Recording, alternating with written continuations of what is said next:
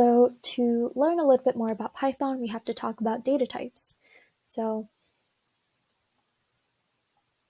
data types is information that is stored as data of different types. I know, really basic, doesn't really explain much, but a data type determines how data is stored and what operations can be performed on it. So a way to think about data types is by what type of information is it. So we can either have numerical data, we could have data that is usually words, so people giving us sentences, quotes, and we can have basically a ton of different types of data. We can ask a person true or false questions, or like a yes or no questions, and that would be a different type of data type. So that can be a way to think about it, though these definitions may be a little bit vague. We will talk a little bit more about it as well. So our main data types are text, numbers, sequence data types, as well as true or false data types. So our first data type is string. So usually you can see in our example, it's usually used with quotations, so it's easy to identify strings. So an example of that would be hello world in quotation marks, or word in quotation marks. Our second type of common data type is numbers. So there's two types of data types within numbers that are pretty common, which is int, which stands for integers.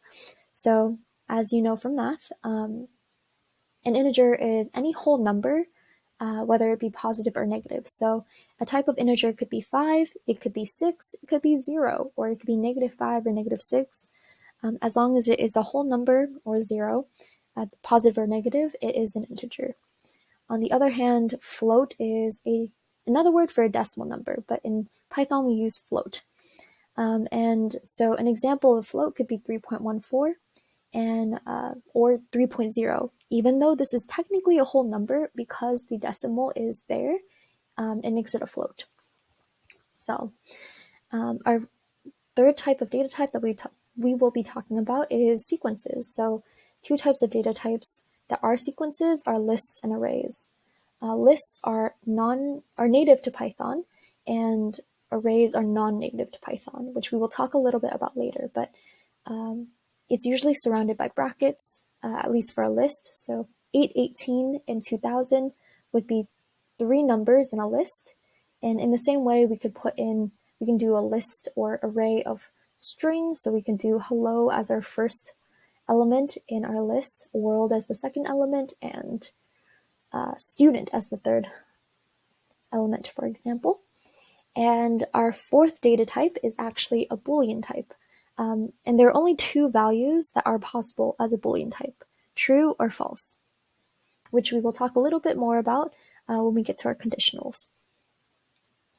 So because there's so many data types that we will be working with in data science, sometimes it may be hard to differentiate. So one easy way to check which data type you're working with is by using the type function. So for example, here we can see type, and then we put 3.14.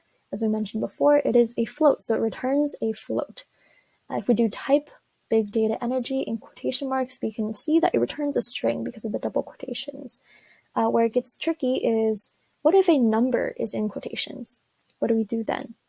As you can see, it still returns a string, since even though it is a number, it is within the bounds of a quotation marks, which makes it a string. And one easier way to think about this is if we said pi is 3.14, that would be a sentence, no? So if we put that all under a string, that would be considered as a string. In the same way, if we put a number inside quotations, it automatically is a string.